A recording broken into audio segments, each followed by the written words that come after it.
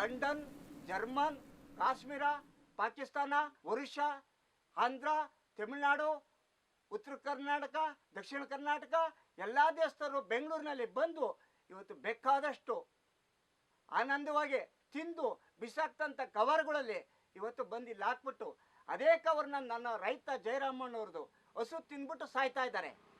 ಗೋವು ಇಲ್ಲದೆ, ಹಸು ಕರು ಇಲ್ಲದೆ ಸ್ವರ್ಗಕ್ಕಿಂತ ಕೀಳು ಅದು ಆ ದೇಶ, ಆ ಊರು.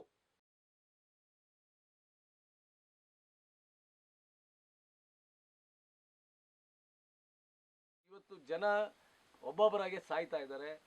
ಇಲ್ಲಿ ಬದುಕುವಂಥ ಈ ಮನುಷ್ಯನಿಗೆ ಬೇಕಾಗಿರೋದು ಒಳ್ಳೆ ಗಾಳಿ, ಒಳ್ಳೆ ನೀರು. ಇದು ಪ್ರಕೃತಿ ದತ್ತವಾದಂಥ ಸಿಗುವಂಥ ಒಂದು ಇದು. ಯಾರು ಕೊಂಡೋಗಬೇಕಾಗಿಲ್ಲ ಇದನ್ನು. ಇಂಥದ್ದು ನೀರಿಲ್ಲ, ಒಳ್ಳೆ ಗಾಳಿ ಇಲ್ಲ. ಈ ಪರಿಸ್ಥಿತಿಯಲ್ಲಿ ಜನ ಹೆಂಗೆ ಬದುಕಬೇಕು, ಆ ದನ ಕರು ಹೆಂಗೆ ಬದುಕಬೇಕು, ಅವರ ಆರ್ಥಿಕ ಪರಿಸ್ಥಿತಿ, ಫೈನಾನ್ಷಿಯಲ್ ಭದ್ರತೆ ಅಂದರೆ ಸೆಕ್ಯೂರಿಟಿ ಇಲ್ಲ ಅವರಿಗೆ. ಎಷ್ಟು 150 ಮೂಟೆ ರಾಗಿ ಬೆಳೀತಿದೆ, ಅದು ಹೋಯ್ತು. ಹುಚ್ಚೊಳ್ಳು ಅದು ಹೋಯ್ತು, ಹೆಜ್ಜೆವೆ ಅದು ಹೋಯ್ತು, ಸಾಸಿವೆ ಅದು ಹೋಯ್ತು. 2002 ಅಲ್ಲಿ ಅನಧಿಕೃತವಾಗಿ ಇಲ್ಲಿ ಹಾಕಕ್ಕೆ ಕಸ ಹಾಕಕ್ಕೆ ಸ್ಟಾರ್ಟ್ ಮಾಡಿದ್ರು.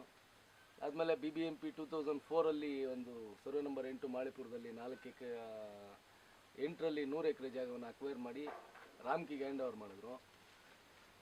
ರಾಮ್ಕಿ ಸೈಂಟಿಫಿಕ್ಕಾಗಿ ಮಾಡ್ತೀನಿ ಅಂತ ಹೇಳಿದವರು ಮೆಡಿಕಲ್ ವೇಸ್ಟು, ಬಯೋಮೆಡಿಕಲ್ ವೇಸ್ಟು ಮತ್ತು ಬಯೋಕೆಮಿಕಲ್ಸು ಮತ್ತು ಇಂಡಸ್ಟ್ರಿಯಲ್ ವೇಸ್ಟ್ ಎಲ್ಲ ತಗೊಂಬಂದು ಇಲ್ಲಿ ಓಪನ್ ಲ್ಯಾಂಡಲ್ಲಿ ಡಂಪ್ ಮಾಡಿ ಮಣ್ಣು ಹಾಕಕ್ಕೆ ಶುರು ಮಾಡಿದ್ರು. ಅದರಿಂದ ಉತ್ಪತ್ತಿ ಆದಂಥ ಲಿಚೆಟ್ಟು ಅಂದರೆ ಟಾಕ್ಸಿಕ್ ಪಾಯ್ಸನ್ ವಾಟರ್, ಇದು ಅದೇನಾಯಿತು, ಭೂಮಿಯಲ್ಲಿ ಇಂಗಿ ಅಂದರೆ ಸೀಪೇಜ್ ಆಗಿ ಇವತ್ತು ಅಂತರ್ಜಲ ಕಲುಷಿತವಾಗಿದೆ. ಅದರಲ್ಲಿ ಬ್ಯಾಕ್ಟೀರಿಯಾಸ್ ಕೌಂಟ್ಸು 26,000 ಸಮಥಿಂಗ್ ಇದೆ.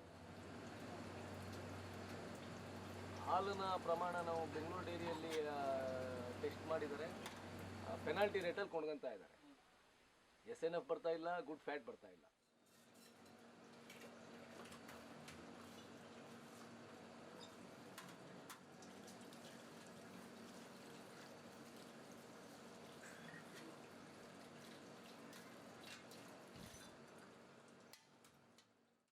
ನಾನು 25 ಲೀಟ್ರಿಂದ 50 ಲೀಟ್ರು ಸಪ್ಲೈ ಮಾಡ್ತಿದ್ದೆ ಹಾಲು. ಇವತ್ತು ಹಾಲಿನ ಪಾಡು ಹಾಲಾಯಿತು. 10 ವರ್ಷಗಳಿಂದ ಮಾಡ್ತಾ ಇರೋಂಥ ಆರೋಪಕ್ಕೆ KSBCB ಚೇರ್ಮನ್ ಸದಾಶಿವಯ್ಯನವರು ಒಂದು ಆದೇಶ ಮಾಡಿದ್ದಾರೆ, to stop this plant and shift this plant ಅಂತೇಳಿ.